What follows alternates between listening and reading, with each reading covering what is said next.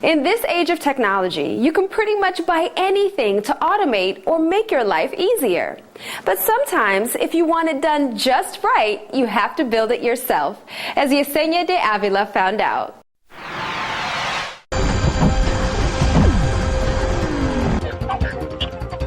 Where do you think you're going? For decades, sci-fi lovers have been fascinated by robots. In popular motion pictures, robots have appeared as either intimidating forces of destruction or friendly companions. But how do robots actually work? At the Brooklyn Robot Foundry, groups of inquisitive kids are learning the mechanics. Hey, Jack, good work, bud.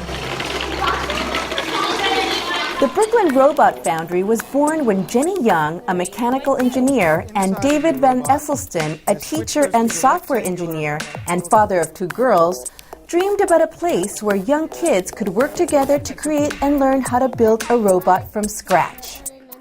This is a box.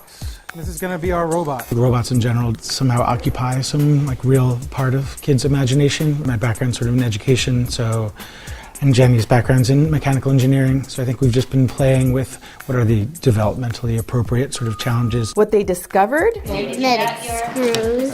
We found success with all the age groups we worked with. That's been a very fun aspect of the project, is designing these curriculum and designing these experiences for the kids that are exploratory. We just did it really slowly, and we started a little bit longer than a year ago, and just have kind of ramped our way up. And it's all just been this really beautiful progression into something that's been awesome and really fun. The Brooklyn Robot Foundry is using science, engineering, and teamwork to create a fun environment for this group of budding engineers. Depending on age group, robot building varies in complexity, but always aims to incorporate everyday materials. Just teaching with materials they're already super familiar with, like Play-Doh. You can just add a couple things like motors to Play-Doh and some battery packs to Play-Doh. They're just not afraid to experiment and explore. We break them up by age groups. Each kid will build their own robot, and what's really important for us is that we don't build the robots for the kids.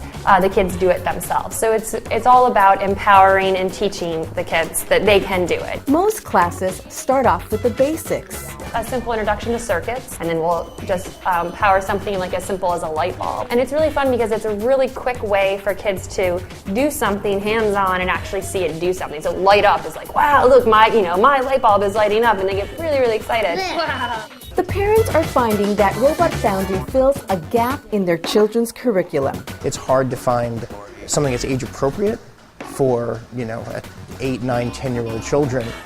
A lot of the projects that they work with are interesting enough for a younger kid, but also sophisticated enough that the skills that they learn they can apply to more complicated projects as they get older. My daughter Dio comes, she loves it.